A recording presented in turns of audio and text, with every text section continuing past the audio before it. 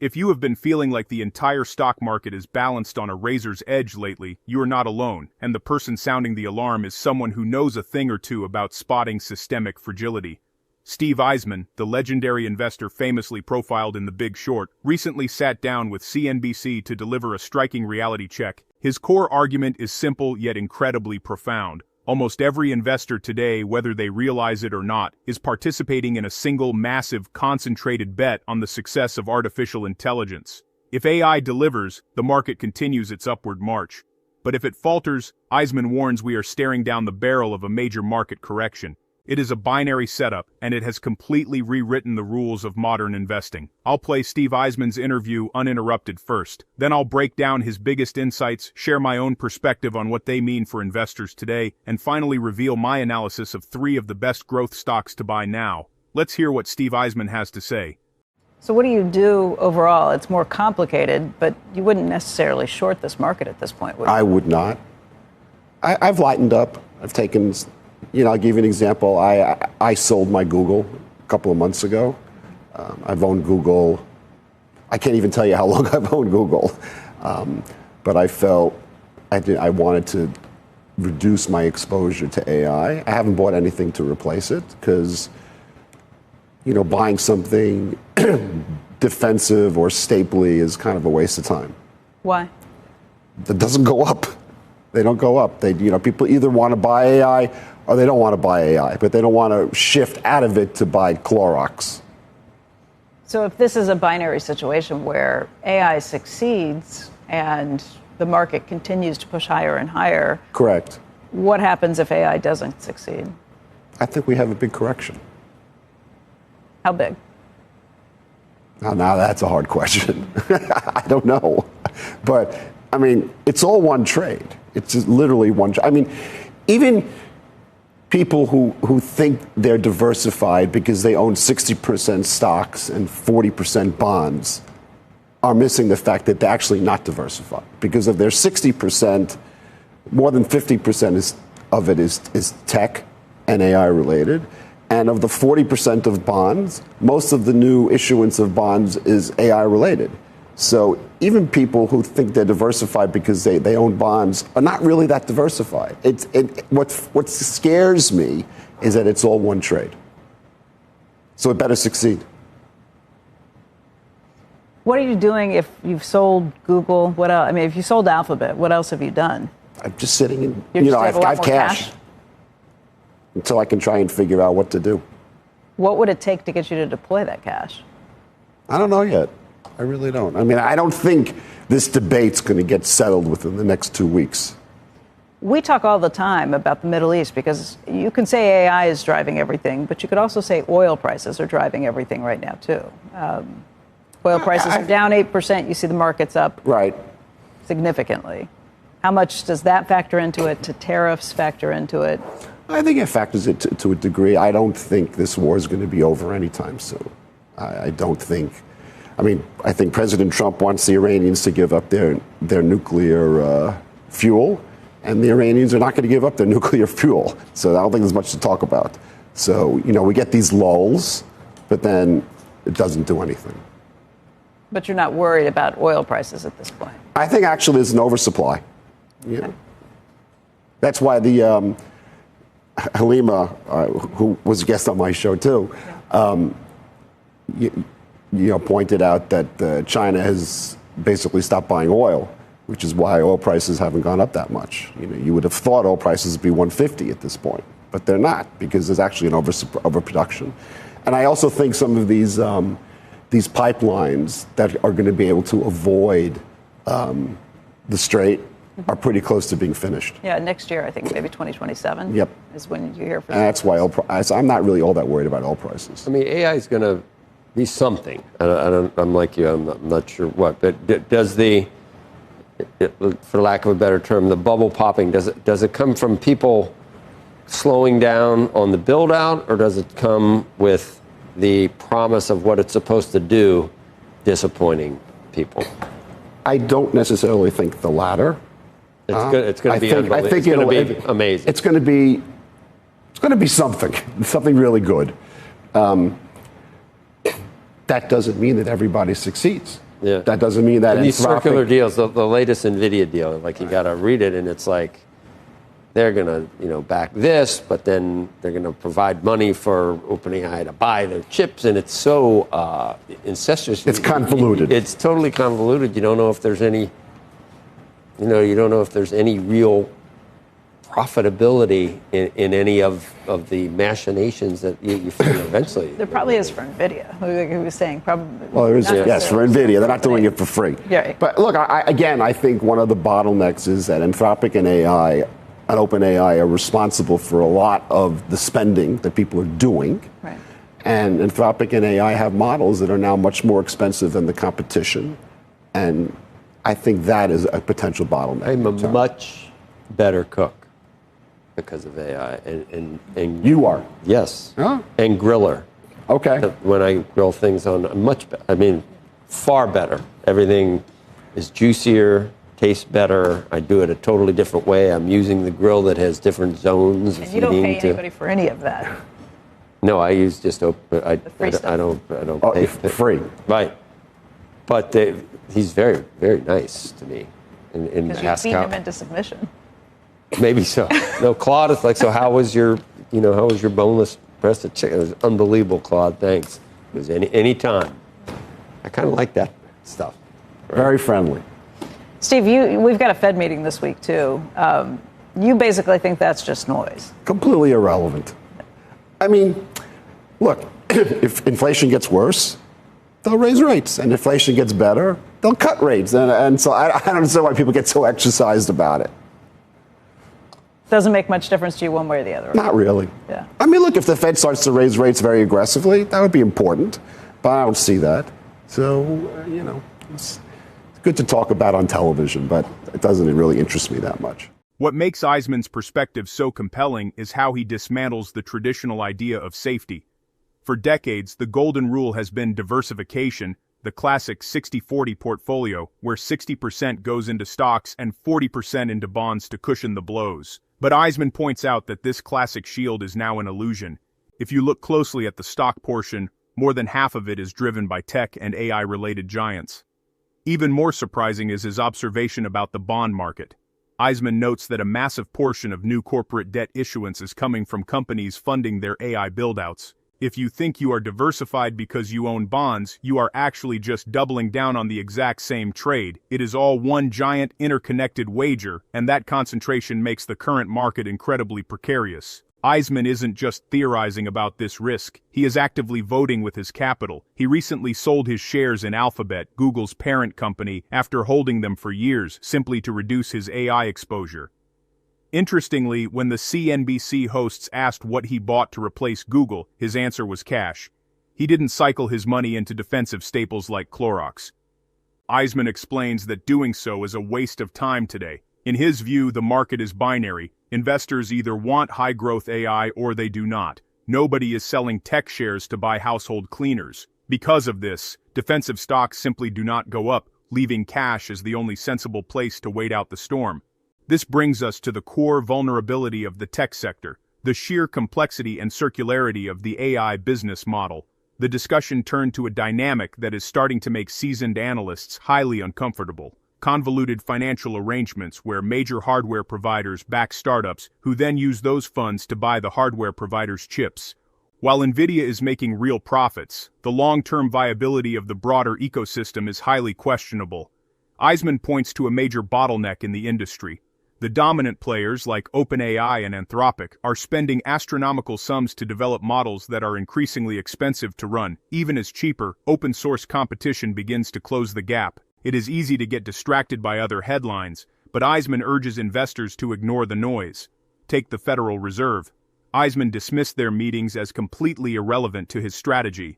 Unless the central bank aggressively hikes rates to combat runaway inflation, a scenario he deems highly unlikely, their incremental decisions are just fodder for television. He views oil prices through a similarly pragmatic lens. Despite geopolitical tensions that many feared would send crude soaring, oil prices have trended downward due to global oversupply, driven by China slowing its purchases and new pipelines nearing completion. For Eisman, these macro stories are sideshows compared to the massive tech engine driving the indices. Ultimately, Eisman is not an AI skeptic. He genuinely believes that artificial intelligence is going to turn into something amazing and profoundly useful. But he draws a sharp distinction between a technology being revolutionary and every company associated with it being a good investment. The core takeaway from his CNBC appearance is a warning about structural fragility. When an entire global market is propped up by a single narrative, the margin for error becomes incredibly thin.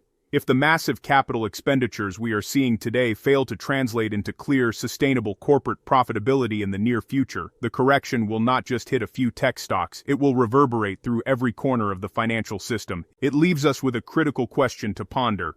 In a market where true diversification has vanished, are you comfortable with how much of your financial future is riding on a single trade? Ultimately, the greatest risk in today's market isn't being wrong about the future of technology. It is paying tomorrow's prices for today's promises and forgetting that the laws of economic gravity always win in the end. Now let me break down 3 of the best growth stocks to buy now that could continue creating significant shareholder value over the coming years. The first stock on today's list is Unity Software, ticker symbol U. When most people think about Unity Software, they immediately associate it with video games. But that only scratches the surface of what this business is becoming. At its core, Unity provides one of the world's leading platforms for creating, deploying, and operating real-time interactive 3D experiences. That technology extends far beyond gaming and is increasingly finding applications across industries, including automotive design, architecture, industrial simulation, education, healthcare, manufacturing, defense, and extended reality. The reason this matters is because interactive 3D content is becoming a foundational technology for the next generation of digital experiences. As artificial intelligence, augmented reality, virtual reality, and digital twins continue evolving, developers need powerful software platforms capable of building these experiences efficiently. Unity has spent years creating exactly that ecosystem. Instead of simply selling software, Unity has built an entire development platform. Developers can design projects once and deploy them across multiple devices including smartphones, tablets, personal computers, gaming consoles, and extended reality hardware. That dramatically reduces both development time and production costs. This cross-platform capability creates an important competitive advantage. Once developers become familiar with Unity's tools and workflows, switching becomes increasingly expensive in terms of time, retraining, and project migration. That creates meaningful switching costs which help strengthen customer retention over time. Another reason investors continue watching Unity closely is its enormous developer ecosystem. Millions of creators use Unity's software, creating a network effect that becomes increasingly valuable as more developers contribute assets, tools, tutorials, plugins, and community support. Every new participant improves the platform for everyone else. This ecosystem creates a powerful flywheel. More developers create more content. More content attracts more businesses. More businesses generate additional revenue opportunities. That additional investment improves the platform, attracting even more developers. Those kinds of self-reinforcing ecosystems are often what separate temporary growth companies from businesses capable of compounding value for many years. Now let's talk about artificial intelligence. AI is quietly becoming one of Unity's biggest opportunities. Developers increasingly want AI tools that accelerate content creation, automate repetitive workflows, generate realistic environments, improve animation, optimize game performance, and personalize user experiences. AI allows smaller development teams to create projects that previously required hundreds of employees. That dramatically expands Unity's addressable market. Rather than replacing developers, artificial intelligence makes developers more productive, allowing them to create larger and more sophisticated projects with fewer resources. As AI capabilities continue improving, platforms that integrate these technologies seamlessly become even more valuable. Another exciting opportunity lies in digital twins. Many industrial companies are creating virtual copies of factories, production facilities, transportation systems, and infrastructure before making expensive real-world investments. These digital environments allow businesses to simulate changes, identify bottlenecks, improve efficiency, and reduce costly mistakes before construction even begins. Unity's real-time visualization capabilities make it well-positioned to benefit from this growing trend.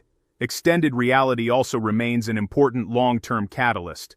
Although adoption has moved slower than many expected several years ago, enterprise demand continues expanding as companies adopt immersive training, engineering visualization, medical simulation, and remote collaboration. Whether consumers fully embrace extended reality or not, businesses increasingly recognize the productivity benefits these technologies can deliver. From an investment perspective, another encouraging sign is improving analyst sentiment. Unity currently carries a Zacks rank #1, which represents a strong buy rating. Even more importantly, the consensus estimate for current year earnings has increased approximately 1% during the past 60 days. Analyst estimate revisions often receive less attention than quarterly earnings headlines, but they can be meaningful indicators of improving business expectations. When analysts collectively raise future earnings forecasts, it typically reflects growing confidence in management's execution and business outlook.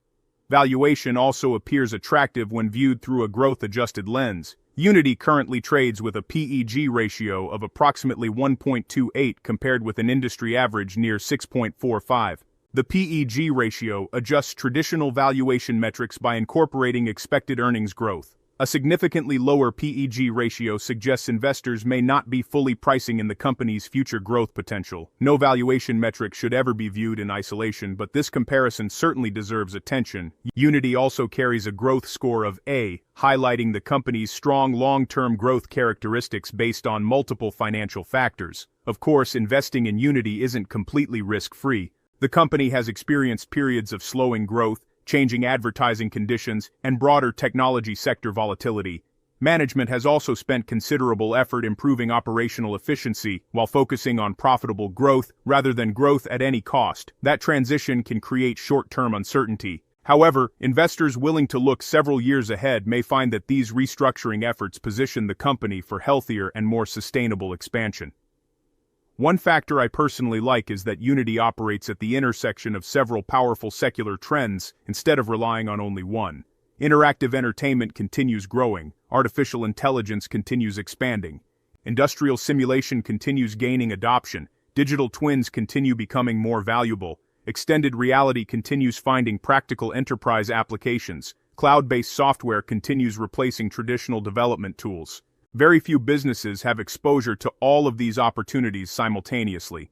That diversification across multiple long-term trends reduces dependence on any single market. Another important consideration is scalability.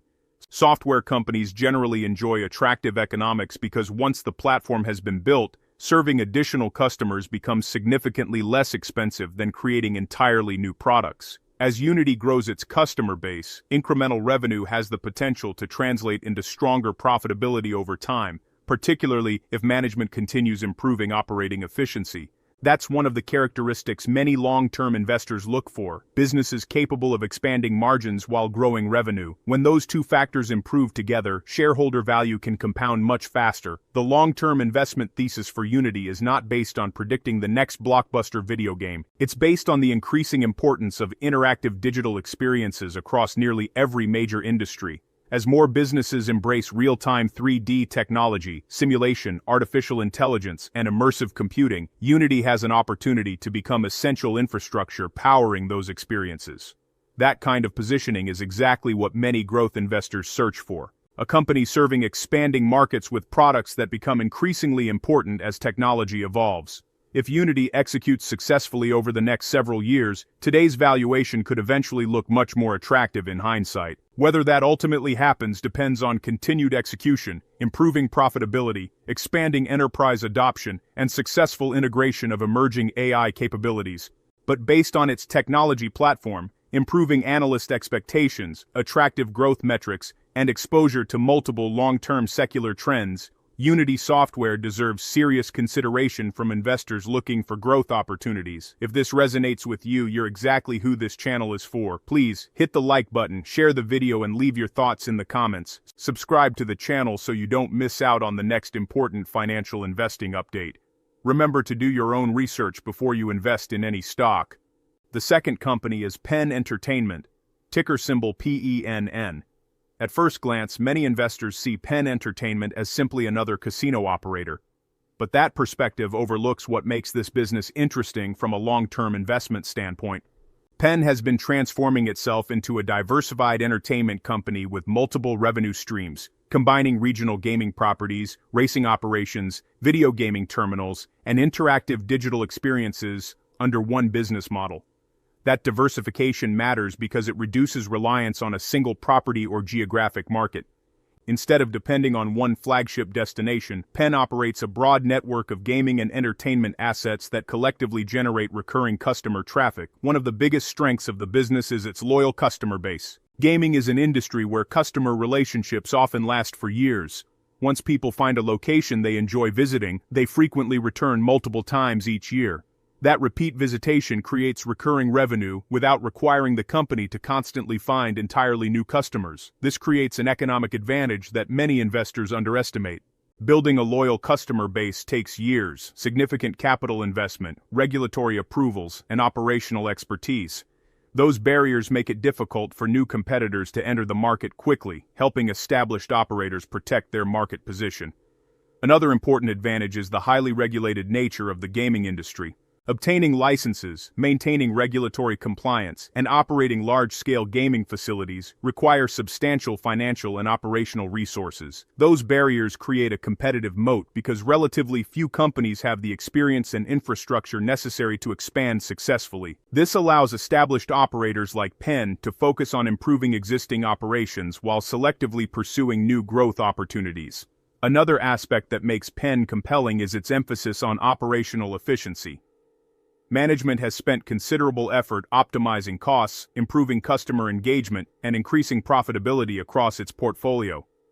Small improvements in occupancy, customer spending, and operating margins can have an outsized impact on earnings because many operating costs remain relatively fixed.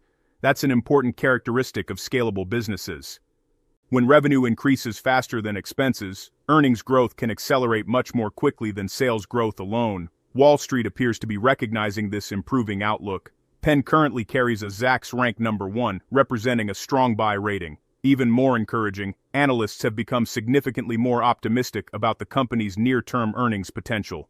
The consensus estimate for current year earnings has increased 10.8% over the past 60 days. That is one of the strongest estimate revisions among the companies featured in today's video. Analyst estimate revisions matter because they often reflect improving operating trends before those improvements become fully visible in quarterly financial results. When multiple analysts independently raise earnings expectations within a relatively short period, it usually signals growing confidence that business fundamentals are strengthening. Valuation is another area where Penn stands out. The company currently trades with a PEG ratio of approximately 0.42 compared with an industry average near 0.76. A PEG ratio below 1 often attracts growth investors because it may indicate that expected earnings growth is not fully reflected in the stock price. While no single valuation metric tells the complete story, this comparison suggests investors may still be undervaluing Penn's long-term earnings potential. The company also earns a growth score of A, reinforcing the strength of its growth characteristics. But numbers only tell part of the story. The bigger investment thesis centers around management's ability to grow customer lifetime value. Entertainment businesses perform best when they successfully encourage repeat engagement. Someone who visits once represents a single transaction. Someone who returns regularly over several years represents a long-term revenue stream. Penn continues investing in customer loyalty initiatives designed to strengthen those long-term relationships. Another encouraging characteristic is management's willingness to adapt. Consumer preferences constantly evolve. Technology changes. Entertainment habits shift. Companies that refuse to evolve often lose relevance over time. Penn has shown a willingness to modernize its operations, improve customer experiences, and pursue new opportunities where it believes long-term demand exists. That flexibility can become an important competitive advantage over the next decade. The gaming industry itself also benefits from several favorable long-term trends. Population growth in many markets, rising disposable income over long periods, continued demand for entertainment experiences, and ongoing digital engagement all create opportunities for operators that execute well. Economic cycles will certainly influence short-term performance. Consumer spending naturally fluctuates. Travel demand rises and falls, markets become volatile, but high-quality entertainment businesses often recover because people continue seeking leisure activities once economic conditions stabilize. Long-term investors generally focus less on individual quarters and more on whether management continues strengthening the business year after year. One thing I particularly appreciate is that Penn is not trying to reinvent its core business every few years. Instead, management appears focused on improving operational execution, allocating capital carefully, and maximizing returns from existing assets while pursuing additional growth opportunities where appropriate. That disciplined approach often creates stronger shareholder value than chasing every new trend. Investors should also recognize that companies operating tangible assets can benefit from years of accumulated operational knowledge. Running large entertainment properties efficiently requires expertise in staffing, customer service, marketing, regulatory compliance, maintenance, security, and capital allocation. Those capabilities are built over decades, not months. Experience itself becomes part of the competitive advantage. Of course, every investment carries risks. Consumer spending could weaken during economic slowdowns. Competition remains intense. Regulatory changes can affect profitability, and management must continue executing successfully for earnings growth to meet expectations. Those risks deserve consideration before making any investment decision. However, when I evaluate Penn as a long-term investment, I see several encouraging characteristics coming together. Improving analyst sentiment, strong earnings estimate revisions, an attractive PEG ratio, a growth score of A, an established operating footprint, meaningful competitive barriers, recurring customer relationships, and opportunities to improve profitability over time. When several positive factors begin aligning simultaneously, growth investors often take notice. That doesn't guarantee future returns, but it does provide a logical framework for why the stock continues attracting attention. Ultimately, investing is about identifying businesses that can generate increasing cash flows over many years.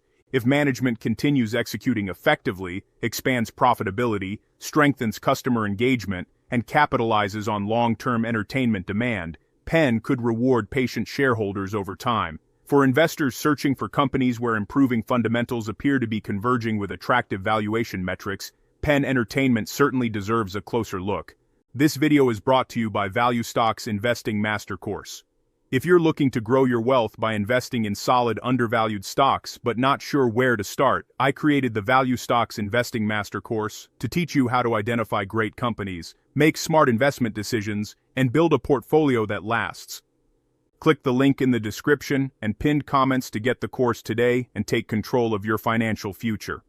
The last company is National Energy Services Reunited, ticker symbol NESR. Unlike many companies that dominate financial headlines every day, National Energy Services Reunited is one of those businesses that quietly operates behind the scenes while providing services that are absolutely essential to the global energy industry. It is one of the largest national oilfield services providers across the Middle East, North Africa, and the Asia-Pacific region, serving some of the world's most important energy-producing markets. That positioning alone makes this company worth paying attention to. The global economy still depends heavily on reliable energy production. While the world continues investing in renewable technologies and cleaner energy solutions, oil and natural gas remain critical to transportation, manufacturing, power generation, aviation, petrochemicals, and countless industrial processes. Before energy can reach consumers, producers need specialized companies that help drill wells, complete projects, improve production efficiency, maintain equipment, and maximize recovery from existing fields. That is exactly where National Energy Services Reunited fits into the picture. Instead of taking direct commodity price risk by producing oil itself, the company provides the technical expertise and operational services that energy producers depend on throughout the life cycle of their projects. That distinction is important. While energy prices certainly influence customer spending decisions, service providers often benefit from long-term development programs that extend across many years. As countries continue investing in energy security and production capacity, demand for experienced service providers can remain resilient. One of the company's biggest competitive strengths is its regional focus. Rather than trying to compete everywhere around the world, National Energy Services Reunited has built deep expertise in regions where energy investment continues to play an important role in economic development. That regional specialization allows management to develop long-standing customer relationships, understand local operating environments, and build an infrastructure that would be difficult for new competitors to replicate quickly. Experience matters tremendously in oilfield services. Every drilling project presents unique technical challenges. Equipment reliability is critical. Operational efficiency directly impacts customer profitability. Companies with experienced engineering teams and proven execution records often enjoy stronger customer retention because energy producers value consistency and reliability. Another factor that makes this company interesting is the long-term outlook for global energy demand. Even with continued investment in renewable energy, most forecasts still expect oil and natural gas to remain significant components of the global energy mix for many years. Emerging economies continue industrializing. Population growth continues. Electricity demand continues increasing. Manufacturing activity expands. Transportation networks grow. Meeting those needs requires enormous investment across the energy value chain. Companies that provide the infrastructure and technical services supporting production can benefit as customers continue investing in maintaining and expanding energy output. Now let's look at what analysts are seeing. National Energy Services Reunited currently carries a Zacks rank number 1, reflecting a strong buy rating. Analysts have also become more optimistic about the company's earnings outlook.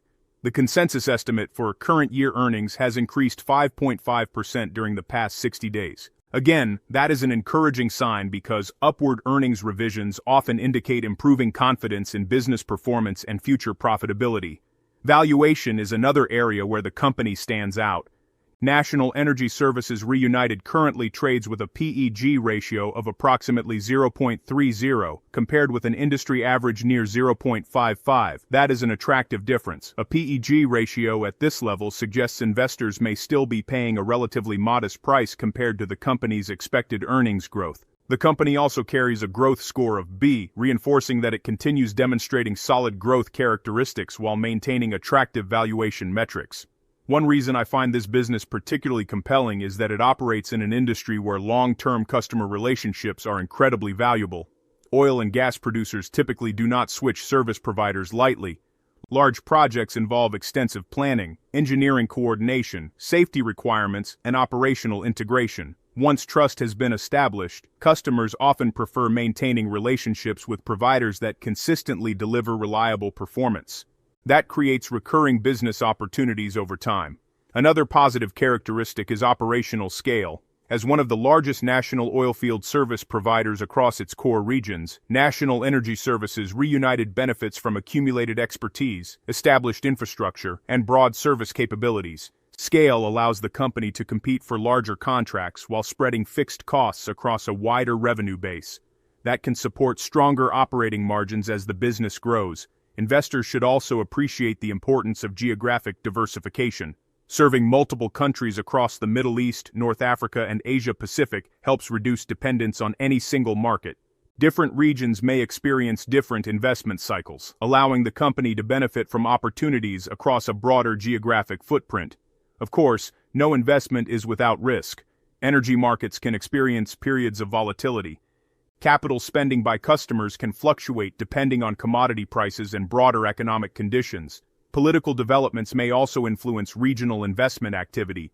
Those are important considerations for any investor evaluating companies within the energy sector. However, long-term investing is rarely about predicting next quarter's commodity prices. Instead, it is about identifying businesses that possess durable competitive advantages, strong customer relationships, disciplined management, attractive valuations, and exposure to industries that continue creating economic value.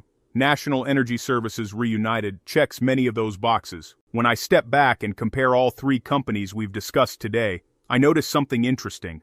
They operate in completely different industries, yet each business benefits from long-term structural trends rather than short-term market excitement. Unity Software is helping power the future of interactive digital experiences through real-time 3D technology and artificial intelligence. Penn Entertainment continues strengthening its entertainment platform through customer loyalty, operational improvements, and disciplined execution. National Energy Services Reunited provides mission-critical services supporting global energy production across some of the world's most important energy markets. Different industries, different business models, different growth drivers. But all three share one important characteristic. Each company appears positioned to benefit from trends that could continue unfolding for many years rather than a few quarters. That is exactly the type of business many long-term investors seek. Businesses capable of compounding value through improving fundamentals, expanding earnings, disciplined execution, and durable competitive advantages.